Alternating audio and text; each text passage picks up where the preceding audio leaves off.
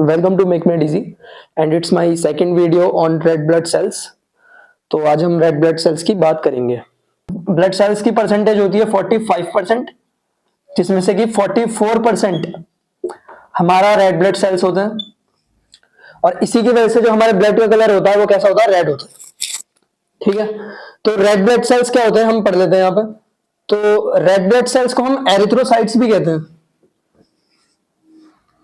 Red blood sales की range देख लेते हैं। तो मेल्स में 4.5 टू 5.5 मिलियन पर माइक्रोलीटर और फीमेल में 4 से लेकर 5 मिलियन सेल्स पर माइक्रोलीटर में होते हैं। और बच्चों में और ज्यादा होते हैं, इन्फेंट्स में 4.5 से 6 मिलियन पर एमसीएल यानी माइक्रोलीटर।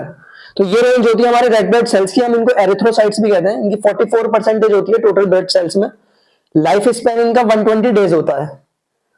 ठीक है, तो रेड ब्लड सेल्स एरिथ्रोसाइट्स होते हैं जो क्या काम करते हैं, बाइकोन्केव शेप होते हैं। इनका मेन काम क्या होता है, ऑक्सीजन, कार्बन डाइऑक्साइड को और ऑक्सीजन को ट्रांसपोर्ट करना। कैसे ट्रांसपोर्ट करते हैं मैं बताता हूं।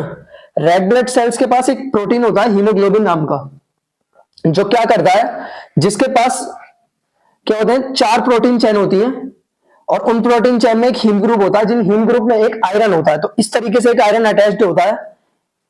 ये एक हीम ग्रुप हुआ, तो इसमें एक आयरन अटैच्ड है। अब क्या करता है, ये ऑक्सीजन जाके इस आयरन से बाइंड कर देता है। तो ऑक्सीजन इसके साथ बाइंड कर गया और ये प्रोटीन क्या है, हीमोग्लोबिन।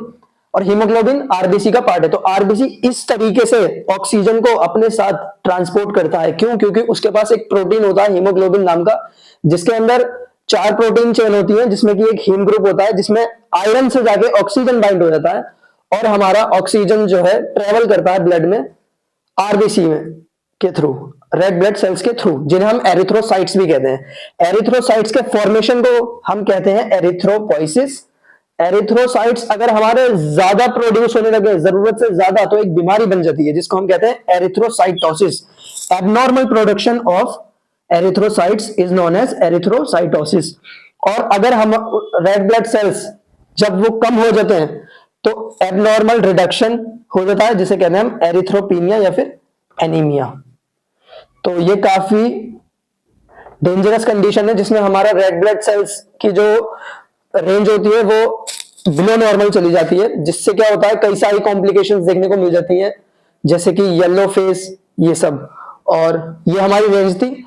और जो हमारा रेड ब्लड सेल होता है वो हमारा प्रोड्यूस होता है बोन मैरो में, और उसका डिस्ट्रक्शन होता है स्प्लीन और लीवर में। जब डिस्ट्रक्शन कब होता है, जब उसकी एज हो जाती है 120 डेज की, यानी हर 120 दिन बाद हमारा रेड ब्लड सेल जो है अपने आप डिस्ट्रॉय हो जाता है हमारा स्प्लीन और लीवर में। और स्प्लीन को हम कहते हैं ग्रेवयार्ड ऑफ आरबीसी।